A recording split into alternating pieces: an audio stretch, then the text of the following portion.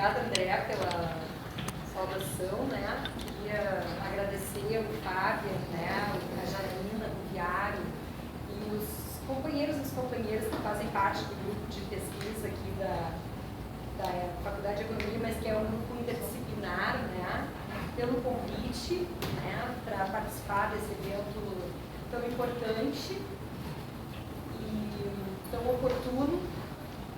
E também gostaria de, na verdade, dizer que às vezes o currículo Lattes diz pouco sobre a gente, porque talvez o mais importante seja dizer que, por exemplo, eu e o Marcelo, né, militamos junto no movimento de reforma urbana há muitos anos atrás, e essa é uma parte importante da vida da gente também, né, a parte da militância. Então, saudar o Marcelo, com quem, né, eu tenho a honra de dividir a mesa. A Nina não está aqui ainda, a Semiliane, mas é alguém que eu admiro muito, o Marcelo também, né? E dizer assim para vocês, gente, que eu vou, na verdade, fazer uma fala que é uma fala muito humilde, assim, muito... na verdade, assim, eu fiquei até um pouco assim, eu ia falar na economia, né? O pessoal da economia tem uma... né, assim, um rigor, assim, com os conceitos que eu não sei se eu domino. Então, assim, a primeira coisa é pedir desculpa se por alguma imprecisão técnica, né? Mas, assim, ó, por outro lado, a gente está há bastante tempo, né, trabalhando com essa temática do direito à cidade, e acho que o sentido, assim, do grupo, quando vocês apresentam como um grupo aberto, é um espaço de reflexão, né, sobre esse tema das cidades, como que a gente exerce os direitos à moradia e à cidade num cenário como esse que a gente está, uma conjuntura dura dessa que a gente está vivendo, né? Que acho que é uma experiência nova para todos nós, né? Mesmo para os mais velhos, né, que viveram uma parte da ditadura militar, o período que a gente está vivendo é um período que tem características bastante perversas, né? Acho que para todo mundo, para as novas gerações, mas também para a gente. Então, super obrigada, tá? Eu, na verdade, gente, assim, ó, eu vou fazer uma fala que eu vou abordar três coisas, na verdade. Um pouco do contexto internacional desse debate, né? No plano de fundo, assim, do que a gente está falando, uma espécie de um panorama, assim, dessa discussão. Depois eu queria falar um pouco, assim, sobre o caso brasileiro, né? O que está acontecendo aqui no Brasil, e depois um pouco sobre a questão dos movimentos sociais, né? Sobre esse contexto internacional, assim, eu queria até aproveitar para sublinhar, assim, como foi bacana aquela oportunidade, né, Fábio e o pessoal do grupo, assim, que vocês trouxeram a Raquel aqui, né, a relevância daquele evento aqui para Porto Alegre. Esse auditório estava lotado, né? E a Raquel, especialmente na semana, né, ou no mês de março, que é o mês da mulher, depois daquela fala infeliz do Temer sobre o papel das mulheres, ela é uma brilhante cientista brasileira que, por ter ocupado o cargo de relatora das Nações Unidas para o Direito Humano à Moradia, conseguiu usar o seu intelecto, o seu gênio, para nos legar uma interpretação do momento presente que vai importar para a nossa e para as gerações futuras. Ela conseguiu ver muitas realidades e a gente trouxe uma pensadora aqui, que é uma intelectual que internacionalmente é reconhecida, né, pela sua contribuição. Então, primeiro, sublinhar o papel das mulheres e da Raquel aqui. Nesse livro, né, que ela faz essa discussão da financiarização da moradia, a Raquel, na verdade, faz uma discussão assim que um pouco ela mostra como a urbanização capitalista do mundo, né, ela está, na verdade, entrando numa fase um pouco...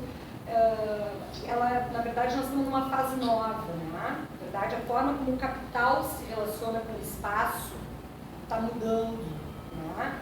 Quando a gente pensa assim, na verdade, na própria relação do capital com as cidades, a gente tem uma forte chegada de um capital rentista nas cidades, né? Um capital que, na verdade, promove um processo muito perverso, porque não produz nada, né? E só suga, e isso desembarca, salve-me, salve Dandara, como companheiros do movimento, vem parar um pouquinho para te receber. Pode subir a mesa, por favor. Tudo bom, Nico? E aí, tudo bem? Tudo bom. Olá, prazer, André. Oi, Dandara. Bem-vindo.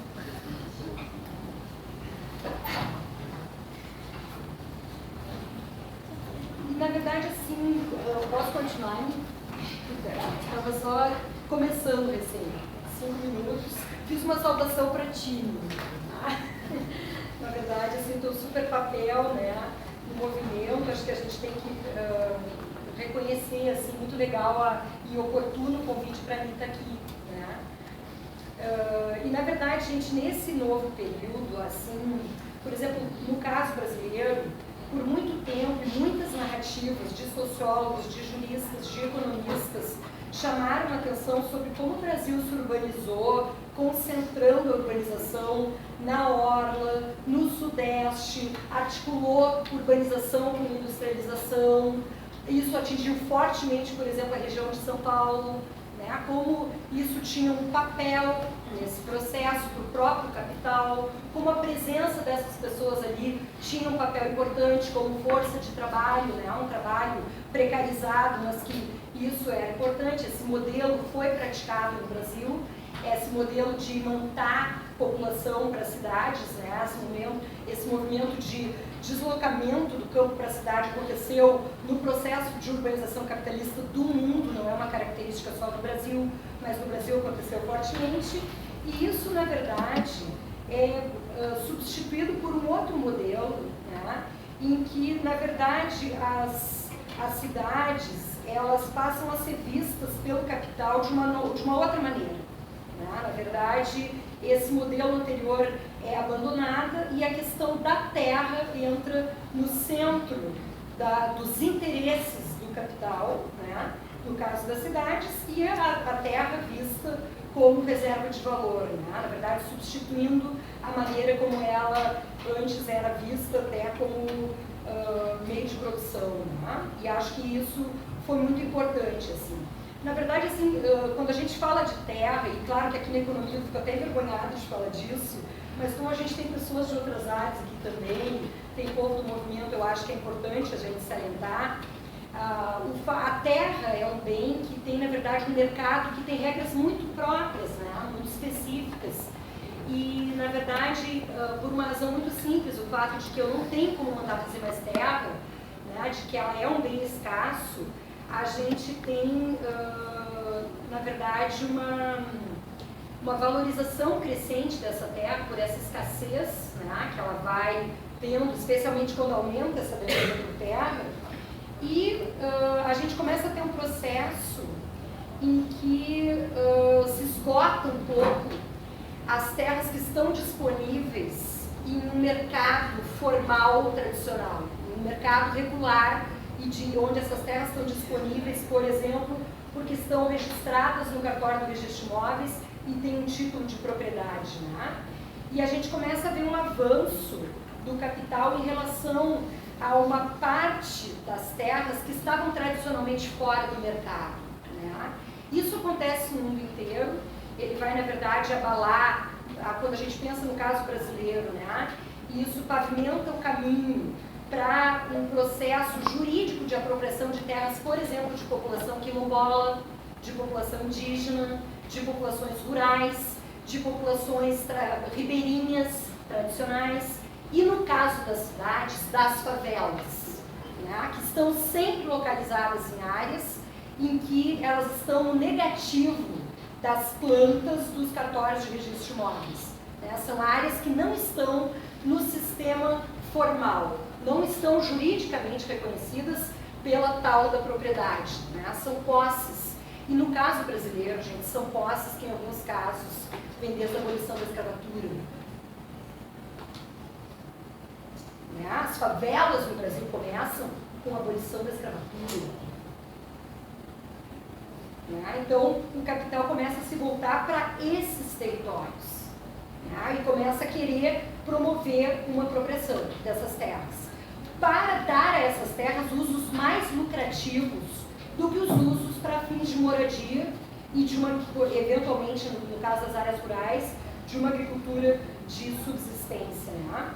Na verdade, promovendo processos de despejos, né, de despossessão dessas terras, né, dessas pessoas, justamente porque essas populações elas são incapazes de utilizar essa terra como um ativo financeiro, como, na verdade, se pretende, né? Para esse tema que a gente está debatendo aqui, isso é um processo fatal, porque no caso das cidades, isso representa a derrota do direito à moradia e a derrota do direito à cidade, né? Talvez em termos marxistas a gente pudesse falar que é a derrota do valor de uso da terra, né? Em termos jurídicos é a derrota da função social da terra, né? As Nações Unidas agora não estão mais usando o termo função social da propriedade, é função social da terra. E é a vitória, né? Na verdade é a vitória do valor de troca, né? A vitória do capital nas cidades, né? Em relação a esse tema. Nesse livro da Raquel, nesse estudo da Raquel, ela tem uma literatura muito bacana que passa pelo David Harvey, pelo Mike Davis, por alguns brasileiros, né? Mas tem uma literatura fortemente marxiana, assim, que ela trabalha, que é muito bacana, assim. E, na verdade, o Harvey chama esse processo de acumulação de capital via espoliação dos ativos dos mais pobres. Ou seja, uma transferência direta de renda dos mais pobres para esse capital, né? Num processo que daí a Raquel vai chamar, dialogando com esses autores, de um urbanismo especulativo, né? Na verdade, esse urbanismo trabalha um processo muito comum na economia, né? Que é de, assim, ó, de tu trabalhar com uma antecipação, né? Na verdade, tu pensa nessa terra não pelo que ela vale hoje, mas pelo que ela valerá no futuro, depois que esse povo sair daqui. Quando eu conseguir dar a essa terra um uso mais lucrativo que aquele que ele tem hoje. E, na verdade, existe uma base aqui para esse urbanismo especulativo, porque justamente o interesse, né, é essa diferença entre o que eu vou ganhar futuramente e o que eu vou pagar para esse povo. Né, num processo que é bastante perverso. E aqui, gente, eu não preciso antecipar para vocês, porque aqui quem está aqui dentro dessa sala tem muito interesse nesse tema, está estudando esse tema. É óbvio que isso tem uma repercussão nos despejos que a gente tem observado, que são despejos massivos, despejos forçados, que têm acontecido no mundo inteiro, que são uma expressão desse processo. Isso tem acontecido na África, na Ásia, na América Latina, de uma forma muito poderosa, né? A Raquel documenta vários desses processos e, na verdade, assim, o que a gente percebe é uma vulnerabilização dos direitos, né, tradicionais que as populações tinham à terra, das relações que as populações estabeleciam com a terra e que eram tradicionalmente relações informais, né? Na verdade, atingindo duramente as populações mais pobres. Internacionalmente, mas também repercutindo no Brasil, que se insere nesse processo de urbanização capitalista do mundo, a gente tem alguns processos que mostram isso muito claramente, né? Um deles é o processo dos megaprojetos urbanos, né? Que são, na verdade, super significativos de como isso acontece. E, em geral, gente, eles são muito parecidos entre si. Existe um modus operandi, né, dessa forma do capital atuar nas cidades e promover esses processos. Vamos pegar um caso aqui conhecido nosso aqui em Porto Alegre, que é a discussão que a Lucimar conhece bastante, que é do Cais do Porto aqui, né, o projeto para o Cais Mauá. Esse projeto, gente, ele é muito parecido com o que está sendo proposto para o Cais Mauá, com o que aconteceu no Rio, com o Porto Maravilha, com o que aconteceu em Belém do Pará, né, lá naquela estação das docas, né, com o Cais Estelita em Recife. E a gente pode pensar, gente, na América Latina, com Puerto Madero, Buenos Aires, né, com o que acontece em Guayaquil, no Malecón de Guayaquil, no Equador. É tudo muito parecido. Na verdade, varia um pouco o projeto, mas a fórmula é muito parecida, a forma de atuar. Né? Na verdade, são áreas super bem localizadas, tu tem externalidades positivas maravilhosas, bens ambientais muito significativos no entorno desses empreendimentos. Né? São terras públicas nas orlas, né? Terras públicas que são apropriadas barra um discurso de eficiência, de tornar a cidade mais competitiva no mercado global, em que a cidade tem que se vender como uma laranja de amostra. Né? O Weiner trabalha isso muito bem, né? Nas discussões que ele faz, e que, na verdade, gente, não é só a terra que é pública. Em geral, em todos esses lugares, a gente teve privatização de bens públicos, a gente teve financiamento público, tem dinheiro público envolvido, tem investimento público, né? E, na verdade, existe um sacrifício de espaços públicos importantes para a população, significativos, em favor, né, de uma privatização desses espaços e, enfim, beneficia os setores envolvidos naquela intervenção ali, aquele capital investido ali, e sacrifica, na verdade, a população em relação a esses espaços. Né? Juridicamente, o que se observa é uma inversão de um princípio geral de direito público que, no Brasil, é conhecido pela supremacia do interesse público sobre o particular. Na verdade, o que a gente vê é uma prevalência do interesse privado sobre o interesse público. Por mais que movimentos se articulem, né, e que haja uma construção de resistências, esses processos têm vindo muito fortemente. Né? Como característica em geral, gente, assim, ó, a lei é solenemente desprezada, né? O contrato prevalece sobre a lei. A gestão democrática, que é uma diretriz da política urbana no Brasil, no Estatuto da Cidade, pouco importa. Né? Pouco importa. Eu construo um acordo, o gabinete do prefeito já está. Né? Que população participar de audiência pública? Que atrapalha o processo, torna moroso. Na verdade, os caras vêm com uma pauta, uma agenda mais rápida do que isso, né? Do que a construção de consensos ou de um processo democrático de tomada de decisão. Planos diretores são rasgados. Legislação urbanística pouco importa. Né? Na verdade, acaba prevalecendo a construção, assim, ó, uma legislação de encomenda. O nosso companheiro Marcelo Cafrune escreveu um texto muito bacana chamado Urbanismo à la carte. Então eu tenho soluções ad hoc e um regime urbanístico que é o que o empreendedor precisa, né? E que valoriza aquele espaço e que permite o seu negócio. Né? Então, tudo é providenciado para atender os interesses do capital nessas intervenções. Né?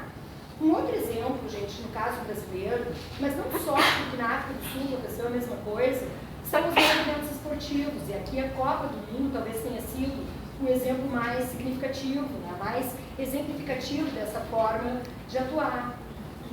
A Copa do Mundo, gente, forneceu um álibi, né, para promover processos de expulsão, né, de populações que às vezes estavam há 40, 50 anos morando no lugar. Tá? Portanto, tinham direito à regularização fundiária sob qualquer ótica, sob qualquer perspectiva, pelo tempo da posse que tinha, né? E que foram retiradas porque a FIFA resolveu fazer um mega evento aqui e esse foi utilizado como mote para promover esses despejos e para promover os interesses do capital nas cidades, né? E apropriar, né, se apropriar dessas áreas, em geral, bem localizadas na cidade. Né? Ver aqui em Porto Alegre vários exemplos, mas ao tronco talvez seja um exemplo muito significativo, muito especial. Né?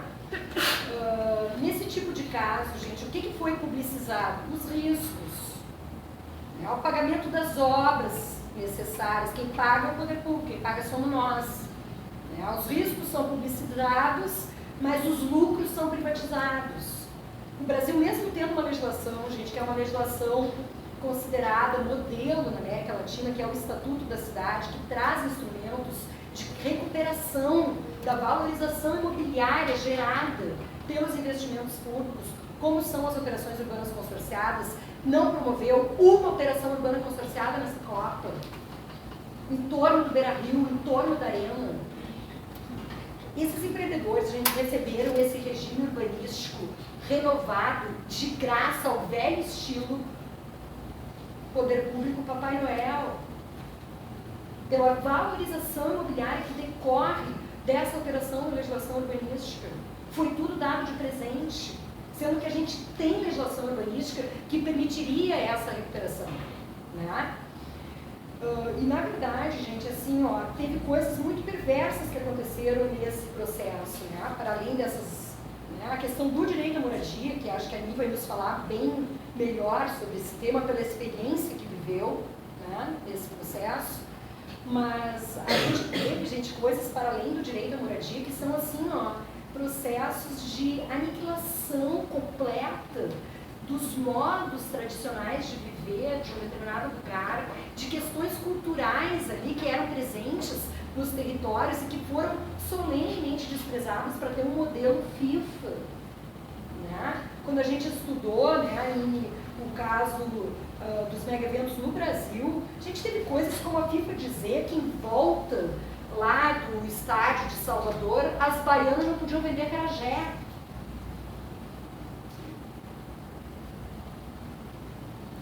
Que é um aniquilamento cultural de uma coisa, um modo tradicional de viver e de produzir renda para sobreviver, porque o McDonald's vai vender sanduíche. É um processo de muita violência. Né? É um processo que chega terra arrasada, né? Sobre os territórios. Bueno, gente, assim, ó, falando um pouquinho sobre o caso brasileiro, né? Já estou falando, mas falando um pouco mais, assim, baixando, né? Para falar até sobre os paradoxos que a gente está vivendo. O Brasil, gente, desde a Constituição de 88, que na verdade a gente vê agora que foi uma primavera democrática,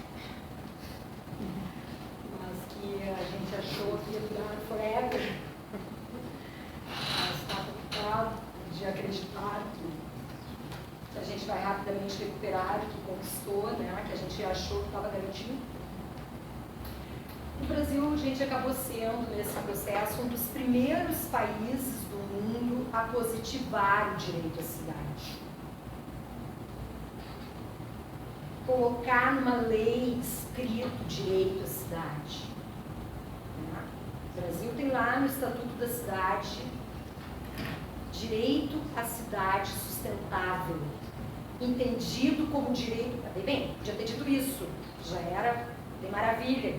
Disse mais, direito à cidade sustentável, entendido como direito à terra, à moradia, aos equipamentos, aos serviços, à infraestrutura, ao lazer, ao transporte, ao saneamento ambiental para as presentes e futuras gerações. Botamos isso lá na lei. O Equador também botou, mas são poucos países no mundo que têm isso escrito na legislação do direito público interno. Né? O Brasil, gente, através dos movimentos sociais, movimentos populares, liderou a campanha internacional pelo direito à cidade. Foi o Fórum Nacional de Reforma Urbana que propôs ao Fórum Social Mundial, que se realizou em Porto Alegre por primeira vez aqui, 2003, 2004, já não me recordo, mas ele é o primeiro. 2001? Obrigada. Né? Mesmo ano de promulgação do Estatuto da Cidade. O Brasil liderou esse processo e propôs uma Carta Mundial pelo Direito à Cidade que correu o mundo, gente, que voltou ao debate no Fórum Social seguinte, enriquecida com os debates que foram feitos na África, na Ásia. né? E que voltou, gente, como um conteúdo do que é esse direito à cidade, como é que se compreende isso numa perspectiva que contemple diferentes culturas, né? Ou seja, ele voltou com um olhar ainda multicultural. Ou seja, o Brasil teve um papel super importante nesse processo. Desenvolveu internamente, gente, uma legislação muito importante para a regularização fundiária dos assentamentos irregularmente produzidos que marcam o nosso processo de urbanização e onde mora mais de 30% da população brasileira. Reconheceu isso na legislação, né? Colocou vários instrumentos sobre esse tema na legislação brasileira. E, para além, gente, daqueles que são mais conhecidos, assim, uso capião, concessão de uso, né? Desenvolveu instrumentos como as EIs, né? As zonas especiais de interesse social, que são, gente, um instrumento de planejamento urbano que potencialmente podem reservar áreas no território da cidade que esse mercado vai tomando de forma implacável, né? Mas que o poder público pode, no planejamento urbano, dizer assim, ó, esta área aqui é de interesse social. Vai ter moradia de interesse social. Mercado. Para manter populações que estão ali e para reservar áreas bem localizadas na cidade para a produção de habitação de interesse social.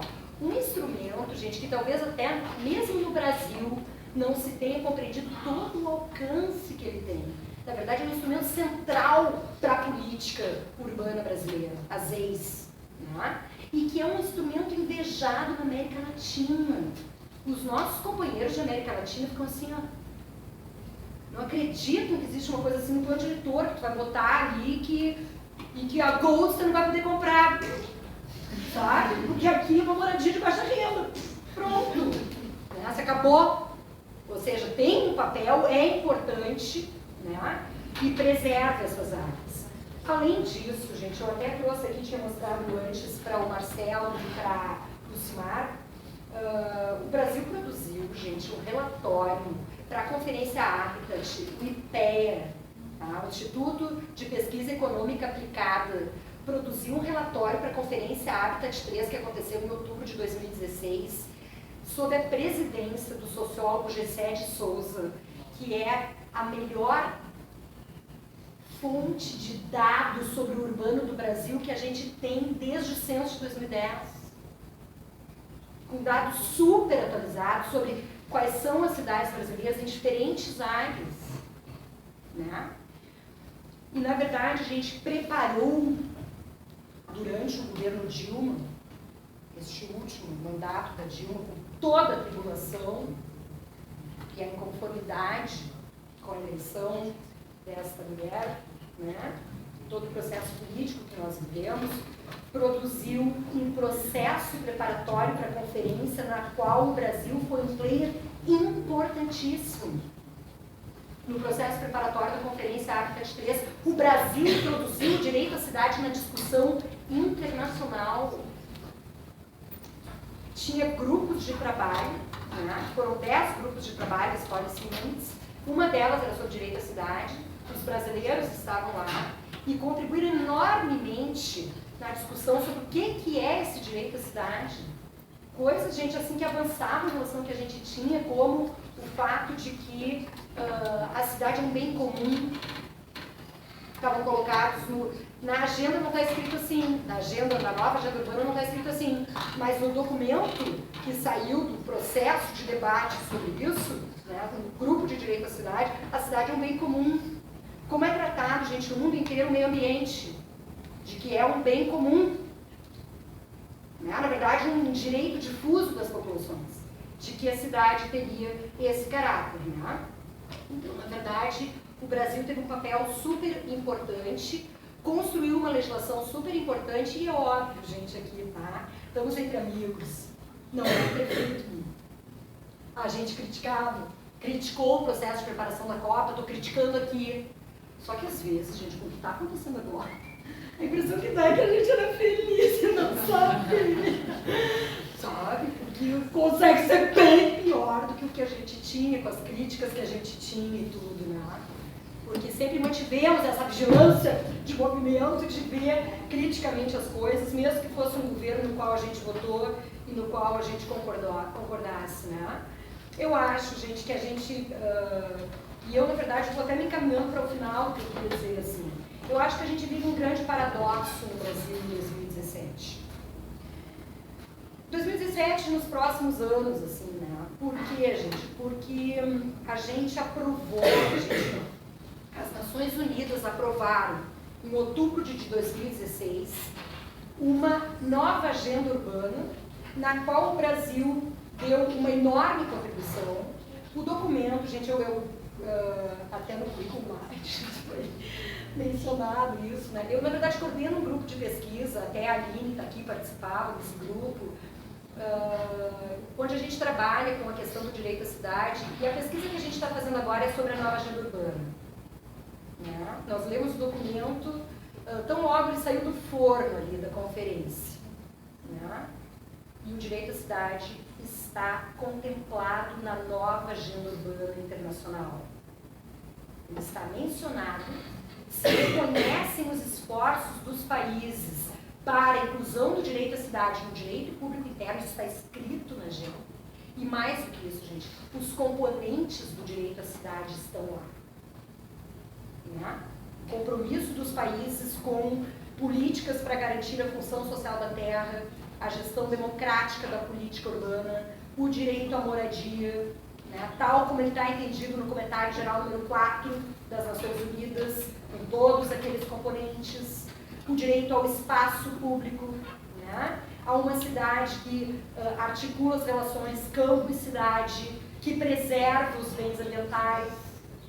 Né? Claro, a gente tem uma coisa ou outra que a gente vê assim, um tom meio neoliberal. Né? Eventualmente aparece alguma coisa que destoa. Mas o tom da agenda é um tom, gente, que nos agrada. Quando a gente estava ainda no período democrático, o debate que a gente fazia era assim, ó, a agenda vai ser importante para os outros países da América Latina, que não têm direito à cidade, porque vão poder usar a agenda para pressionar internamente para se incorporar o direito à cidade na sua legislação interna. Parecia assim que o Brasil estava surfando, né? Que nós, assim, para nós, direito à cidade desde 2001. Só que assim, gente, essa agenda passou a ser importante para nós também. Porque qual é o paradoxo a que eu me refiro? Que agora que a gente tem um documento internacional bacana, o Brasil está assim, ó, em relação à política urbana. Gente, é só retrocesso. É só retrocesso. O golpe chegou à política urbana.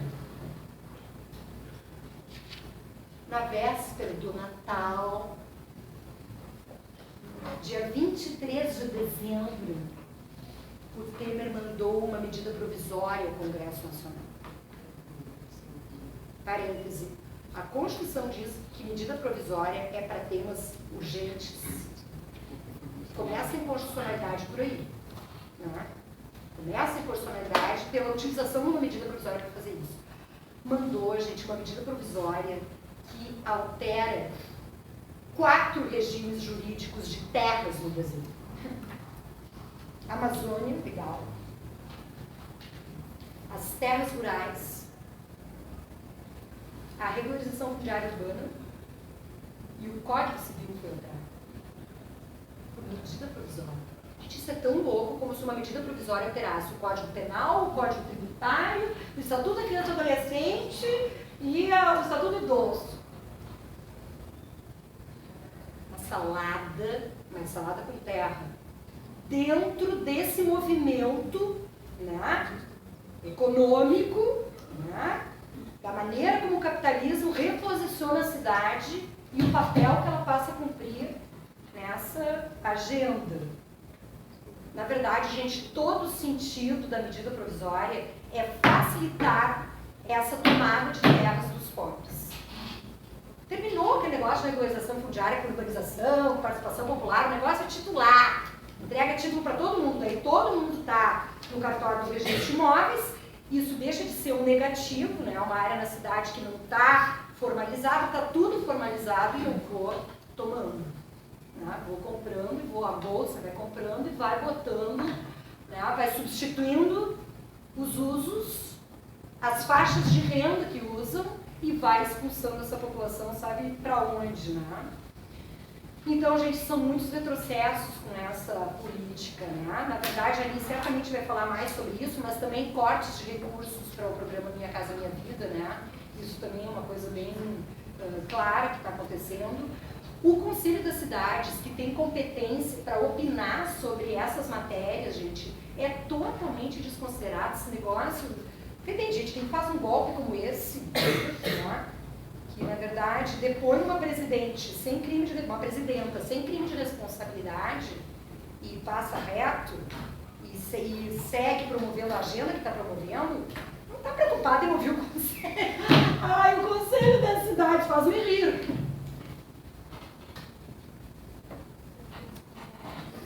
Né? A gestão democrática ficou na legislação, mas está sendo, assim, fatalmente ou fortemente, né, desprezada.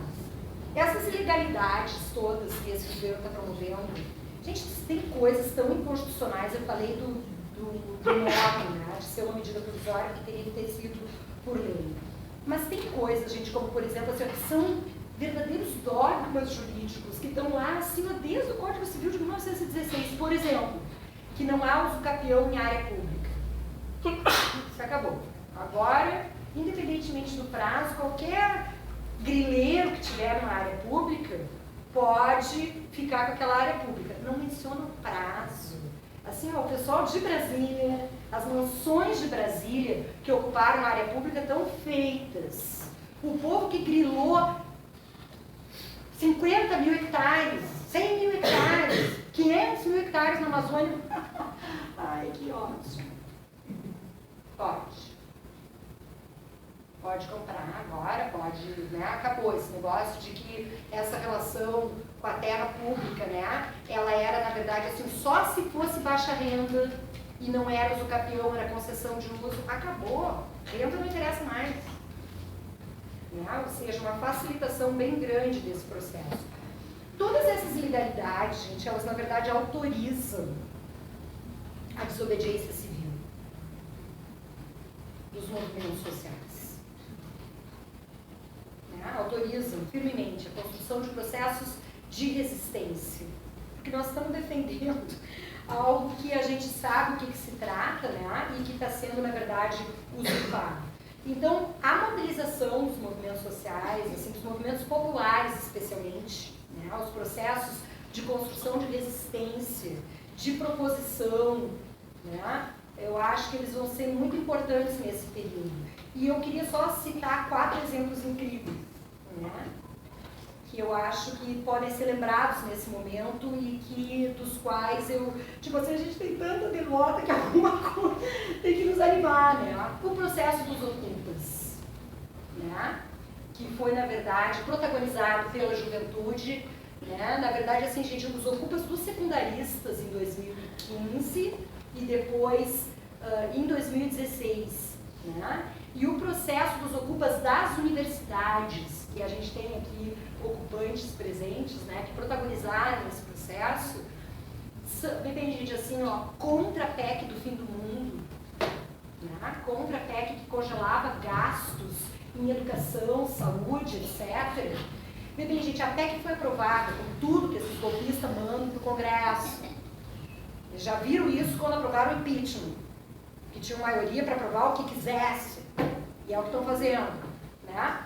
Ou seja, os ocupas não impediram a aprovação, mas assim, gente, que emoção que me dá pensar assim, na experiência dessa juventude, que teve um debut político, assim, ó, uma estreia na militância, que vão levar forever, né, Isa? Vamos sempre se lembrar desse processo.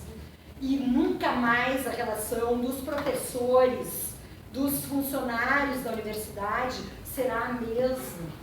E quando volta para a universidade é outra relação, né? Alguém poderia dizer, mas quem está na universidade é uma elite. Gente, assim, ó, quem estava nos ocupas das escolas públicas não era uma elite, né? E, na verdade, quem está, por exemplo, tinha muito cotista nos ocupas. Ou seja, esse processo foi muito importante politicamente. E é um exemplo, outra coisa que eu acho super bacana é ter usado uma metodologia que era, né, do MST, que era do Movimento Nacional de Luta pela Moradia, e que a juventude foi lá e ocupou. Esse espaço é nosso. E é uma apropriação assim, super correta da maneira como encaminharam, né? Gente, nós tivemos o 8 de março mais massivo da história do país. As mulheres fizeram um 8 de março inolvidável. Fizeram um lindo movimento no 8 de março. Né? São processos, gente, que, na verdade, mostram que há, né, pulsante, uma vontade de resistir a essa agenda que é muito importante. Eu também queria lembrar, e eu tenho certeza que a Ani vai falar aqui, mas eu queria lembrar o processo que o MTST fez na Paulista, em São Paulo, ocupando por 22 dias, né, a sede, ali à frente da sede do governo federal, né, em São Paulo, liderados pelo Guilherme Boulos, né, que fizeram essa ocupação e que, na verdade, gente, assim, ó, o que eles estavam pressionando? Pela liberação de recursos para a faixa 1 do programa Minha Casa Minha Vida. E com isso, eles estavam também denunciando que a forma como o Temer estava trabalhando com Minha Casa Minha Vida estava transformando esse programa, na verdade, num programa de acesso ao crédito imobiliário ali. E, na verdade, fortemente entrando na onda da financiarização da moradia que a Raquel discute. E este movimento foi vitorioso, porque depois de 22 dias recuaram e vai ter dinheiro para a faixa 1. Né? Esse movimento foi vitorioso. E ontem, gente, nós tivemos, né, acho que mesmo quem não esteve lá, conseguiu perceber, né, não só em Porto Alegre, gente, mas no Rio, em São Paulo, o que significou o 15 de março de 2017 em termos de mobilização. Gente, até a imprensa golpista teve que botar na capa, né, a foto da Paulista ocupada ontem, porque tinha 200 mil pessoas, né?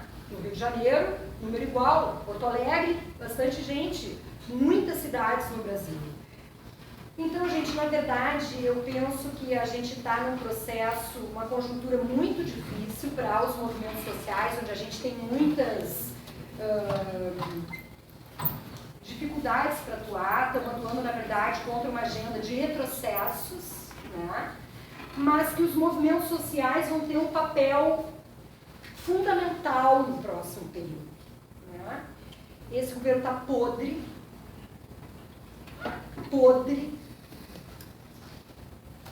né? Ninguém tem bola de cristal, ninguém sabe o que vai acontecer, mas uma coisa é certa, né? Governo e feijão só na pressão, né? É isso, gente.